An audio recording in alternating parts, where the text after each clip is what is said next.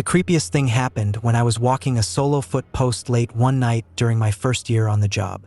My partner was on meal break, leaving me alone on the post for the next hour. Deciding to patrol from the north to the south of my beat, I passed a few abandoned lots. As I neared one of them, I thought I glimpsed something at the end of the lot by the fence line. These lots often attracted vagrants or people up to no good. I shone my flashlight in that direction, but there was nothing there. Probably just a trick of the dim lighting in the area. I shrugged it off. However, as I turned away, the fence on the far side of the lot rattled, making that distinctive chain sound. I halted and looked back, feeling somewhat ridiculous, and aimed my light there once more. There stood a man. He didn't appear homeless, nor did he fit the profile of someone who frequented lots late at night. I asked him what he was doing there. He simply stood, not really looking at me but rather gazing past me. I repeated my question, but received no response. Instructing him to come over to me as he shouldn't be in the lot, I was met with continued silence. Before approaching him, I decided to radio in. Post 4 to Central, requesting assistance with one male stopped at XXX Street, back lot. No further details, no emergency. Walking into the lot, I had to hop a small fence to reach where he was standing. I figured this guy must be out of it or disoriented. He seemed utterly lost. After hopping the fence and glancing back up, the man had vanished. Just like that, in the blink of an eye. There was no sound from the far fence, no indication of his departure. I scanned the entire lot, searching for any trace of him, even looking behind the only real cover, a dumpster, and inside it. He was nowhere to be found. Central checked in a minute later, asking for my status. 10 to 91, 98. Non-crime corrected. Resuming patrol, I replied. To this day, I can't shake the feeling that I encountered a ghost, as absurd as it may sound. I've never spoken about what happened that night. It's crazy stuff, but the idea that he could have simply hopped the fence without me hearing and vanished in the span of a few seconds? Highly unlikely. My grandpa was a police officer back in the day. He worked on murder cases and did detective work in his later career. But one late night, he responded to a call reporting suspected shots fired at an old abandoned house.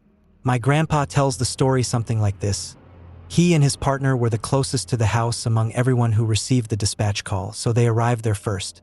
When they reached the house, they found the gate in the backyard forced open, so they proceeded through it. Since it was a shots-fired situation, they had their weapons drawn.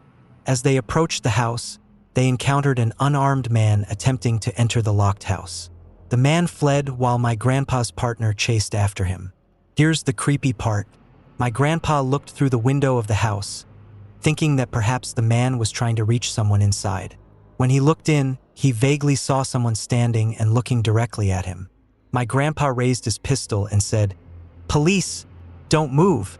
Simultaneously, the figure inside also appeared to raise his pistol. My grandpa recalls, "Now, I had never had someone draw their weapon on me, and I began to think, what if I don't shoot before he does?" The adrenaline was pumping. So, he said, "Drop the weapon or I'll be forced to shoot." The figure remained still, ridiculously still.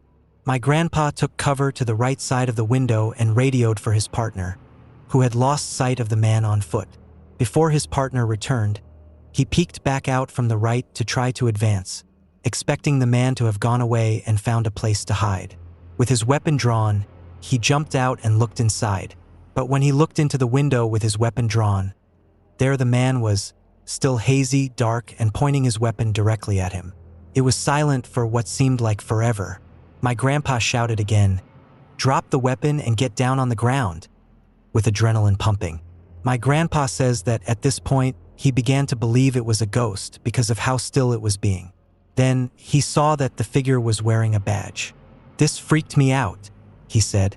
"Had my partner made it inside and was playing with me? Was this man impersonating an officer?" Once more, he said, "Drop your weapon and get on the ground," and motioned with his pistol. The figure also motioned with his pistol. And at this point in the story, my grandpa says it best. It was a cotton-picking mirror. I got myself worked up over my own damn reflection. And that's the story of how my grandpa almost crapped himself over his own reflection. A number of years ago, we were called to a body dumped in the stairway of a public housing building.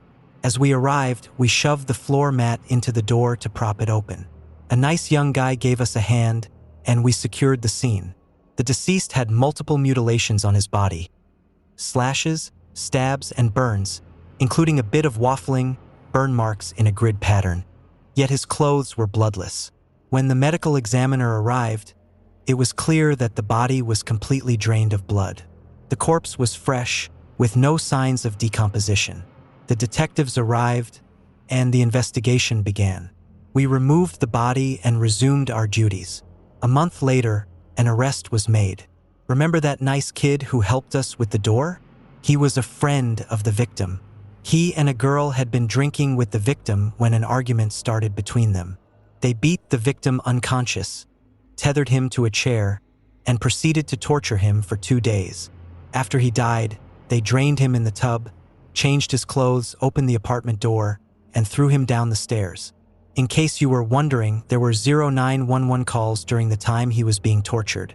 Those apartments are very close together. I would imagine 2 days of torture would make a bit of noise.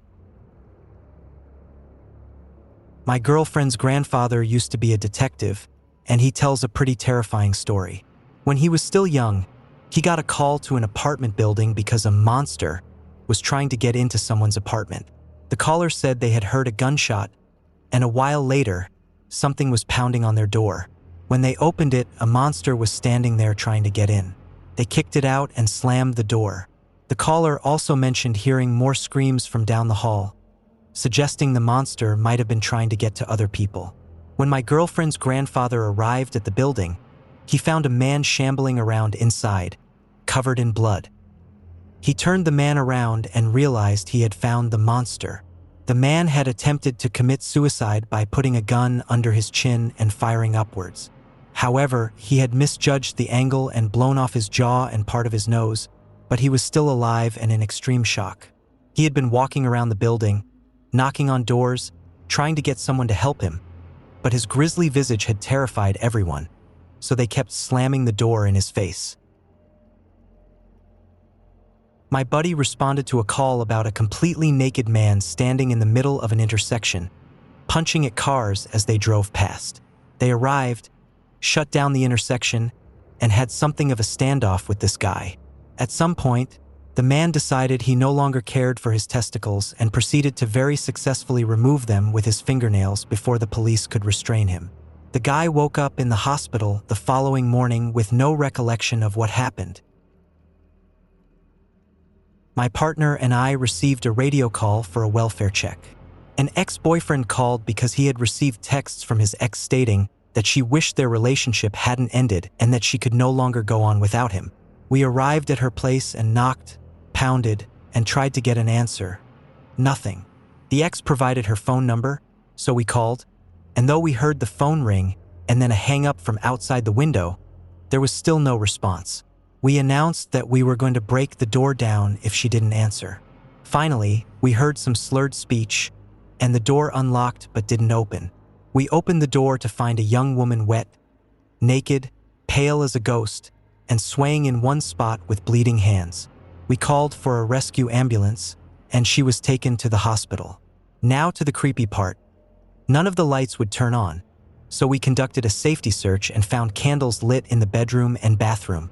On the walls were Bible scriptures written in her blood, and there was a tub of brown water mixed with old blood. I don't know how she survived because that water was dark, indicating she had been sitting in it for approximately 3 to 4 hours. I heard the other guy on my beat get dispatched to a well-being check on an elderly lady. After a few minutes, he asked for a supervisor. A little while later, they dispatched me to the lady's house. When I arrived, the supervisor asked me to climb in through an unsecured window at the back of the house because I'm of smaller stature. I reached the window and realized it led to the bedroom. Inside, I could hear a loud television in another room, playing Fox News. As I climbed in through the window, I yelled, "Police!" Does anyone need help? I heard an old, raspy voice call out, "Here!" I ran out of the bedroom, down the hall toward the voice. From the living room, I saw a lady lying face down in the dining room area. I called out, "Ma'am, did you fall? Where are you hurt?" I ran to her, but she wasn't moving. When I touched her hand, it was ice cold. She was dead and had been so for a few days. I unlocked the door and let the supervisor and other officer in. I told them I had heard a voice and that we needed to check the whole house. We searched, but no one else was there. The TV was on, and I could tell it was the news, but I distinctly heard the voice over it. I've had a few creepy moments in my career, but one that has always stood out to me was a call I had when I worked the midnight shift. It was around 2 a.m. in the dead of winter, bone-chillingly cold. We got a call from dispatch about a call where they could hear a woman moaning, "Help me," and then silence. My partner and I arrived at the apartment to find the door slightly ajar with a blood smear on it. The apartment was pitch black inside and eerily quiet. We made an entry. It felt like something out of a horror movie. The first thing we noticed was a large arterial spray on the wall that then smeared down to a hallway and disappeared toward the back of the apartment. As we made our way down the hall, we followed the blood smears to a bedroom. The door handle was covered in blood. We opened the door and saw a lifeless body on the bed, covered in blood. The room and the body were soaked in it. The apartment was still dead silent. We checked the body and found a faint pulse. The woman was still alive. Turned out she was blind and had other health problems. She had a shunt in her arm, which she had accidentally pulled out, causing her to bleed profusely. For those curious, she lived. Though that was 8 years ago, I still remember the creepy, quiet, and staleness of the apartment in the bitter cold. I was on field training when my FTO and I got a call for a welfare check on an elderly lady.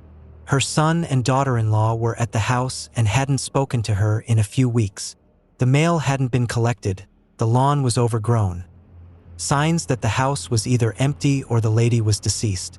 We exhausted all options, trying to look through any windows, which were all covered with shutters, and finally got cleared to force entry. Being the new guy, I was the first one through the door, which was difficult to open because random stuff was piled against it. I entered through a sort of laundry/entry room and moved into the kitchen. There were no main lights on in the house, just one lamp, making it very dark and creepy even though it was about 2 p.m. The AC wasn't running and it was October, not hot, but still warm. There was no smell of decay and no sounds coming from anywhere. We moved into the living room, and I turned to go down a dark hallway when I heard a loud noise. There were wind chimes hanging at the end of the hallway, dangling in the darkness where I couldn't see them. Scared me, but not as much as what was about to happen. We had our weapons at the low ready, unsure of what situation we were walking into, and we were calling out the woman's name but got no response. As I reached the end of the hallway, it branched to the left and right. I checked left quickly, saw a closed door, and turned to my right where there was an open door to a bedroom with a bed. Suddenly, a body sat straight up in the bed and looked in my direction. What made it worse was that this person appeared to be wearing a wig and large sunglasses and didn't say a word. I started shouting at her to put her hands up, but my FTO pushed me aside and moved into the room. She was okay and was taken by ambulance to the hospital as a precaution. My FTO laughed his ass off. Good times. My history teacher's brother is a cop, and my teacher told us this story. On Halloween night a few years back, the cop was called to a costume party on an upper floor of an apartment complex due to a noise complaint or something similar. He arrived at the apartment building close to midnight, and just as he got there, he saw a blur of motion and heard a loud, wet smack. He located the spot where the blur had landed. Lying on the ground a few feet from the door was a corpse that had fallen some 9 stories from the party. The man had hit the ground headfirst at high speed, causing the top of his head to explode and scatter across the front lawn. Even worse, the lower half of his head was still intact but had lodged itself inside his chest cavity. His neck was broken in several places. He was dressed as Batman.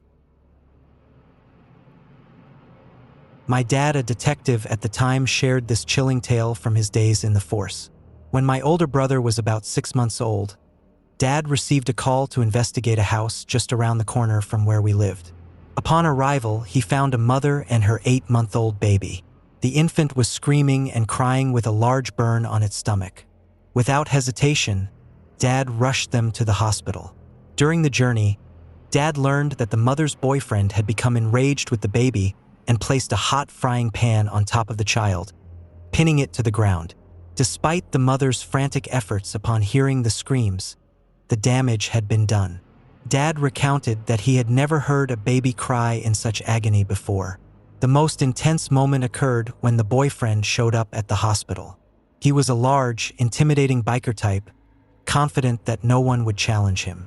Dad, not in uniform but still vigilant, saw through the facade.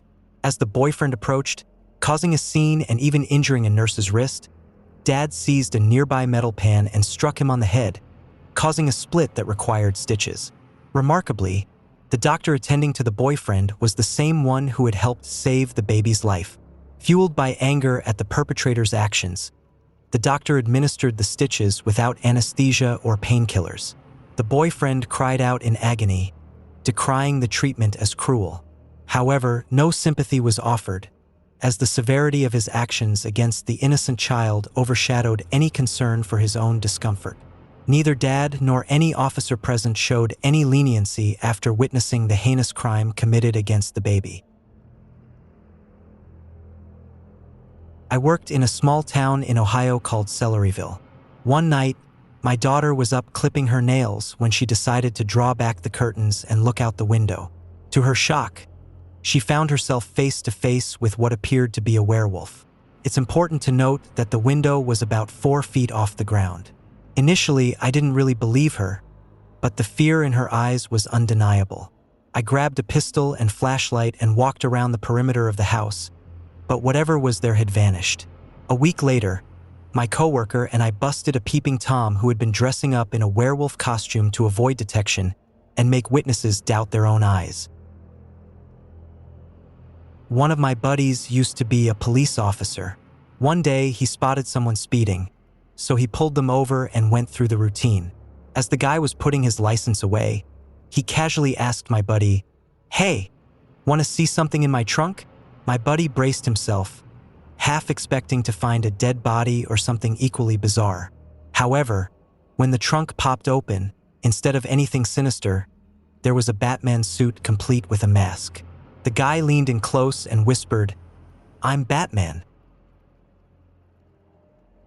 In our city, we contract with a tow impound facility for vehicles involved in fatal accidents, where the bodies are removed out of public view.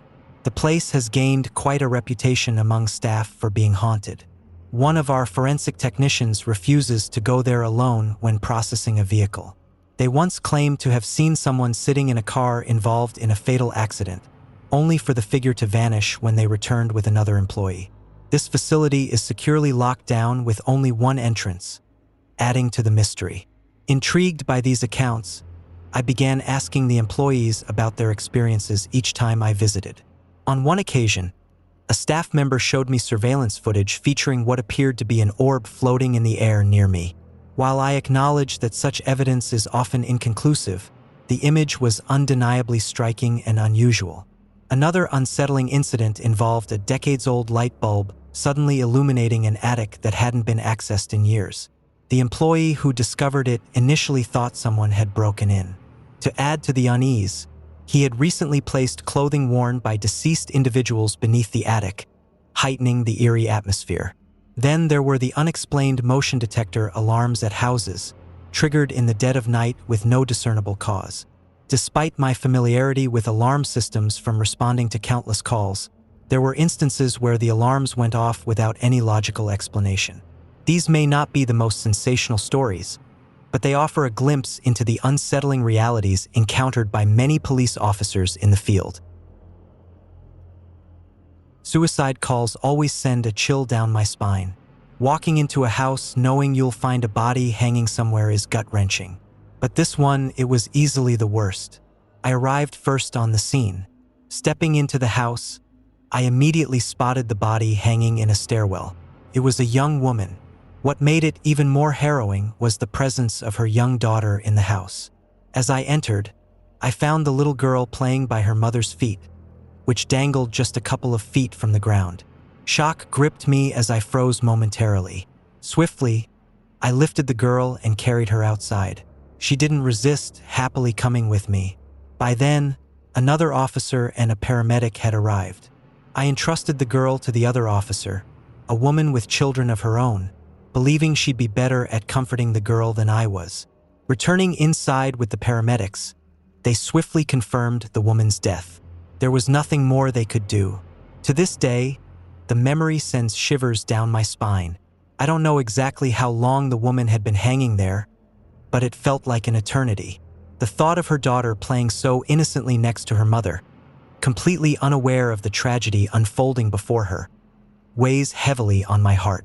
It's difficult to put into words just how profoundly this experience affected me.